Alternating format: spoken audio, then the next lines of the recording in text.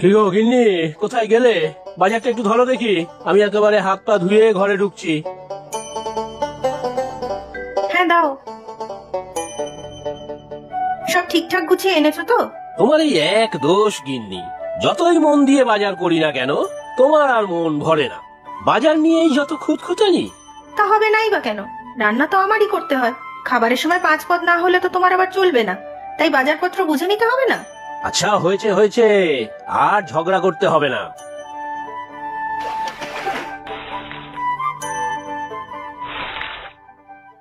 আজ কত আনন্দের দিন বলো তো, 2 মেয়ে জামাই আজ বাড়িতে আসবে। সত্যিই তাই। দীপু আর মিতু 2 পিঠোপিঠি মেয়ে আমাদের। সবাই ভাবতো যমজ বোন। হ্যাঁ, রূপে গুণে কেউ কারো থেকে কম যায় না। বিয়েও দেখো হলো প্রায় একই সময়। তবে বিয়ের পরের 2 বছরে আজ দুজনের অনেকটাই জীবনযাত্রার মান পাল্টে গিয়েছে।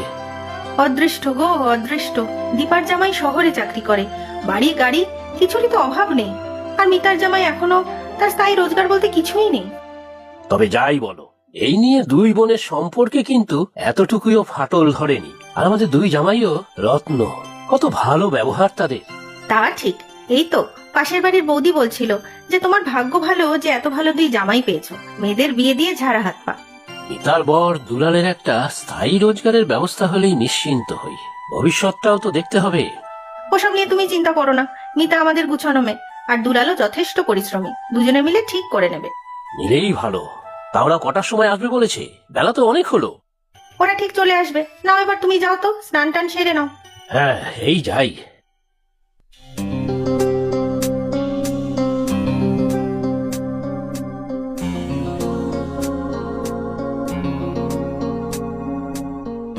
কি গো, এখানে বসে আছো? তৈরি হবে কখন? এই তো যাচ্ছি। তোমারই বা হঠাৎ বাপের বাড়ি যাওয়ার ঝোঁক উঠলো কেন কে জানে, বিরক্তিকর। কি যে বলো, 2 দিন পরে বাবা মায়ের বিবাহ বার্ষিকী। বিয়ের আগে আমরা 2 বোন মিলে এই দিনে বাবা মাকে শাড়ি ধুতি পাঞ্জাবি উপহার দিতাম, নিজেরা রান্না করে খাওয়াতাম। বিয়ের পর তো এতদিন বাইরেই ছিলাম, এই বছর এখানে আছি। তাই মিতু বলল যদি যাই আমরা। ওই হারাবাতে দুলালটাও আসবে নাকি? সত্যি, মিতু কত ভালো ছিল পড়াশোনায়, সে কিনা বিয়ে করলো ওই ছেলেটাকে। না আছে কোনো স্থায়ী চাকরি, না কোনো রোজগার।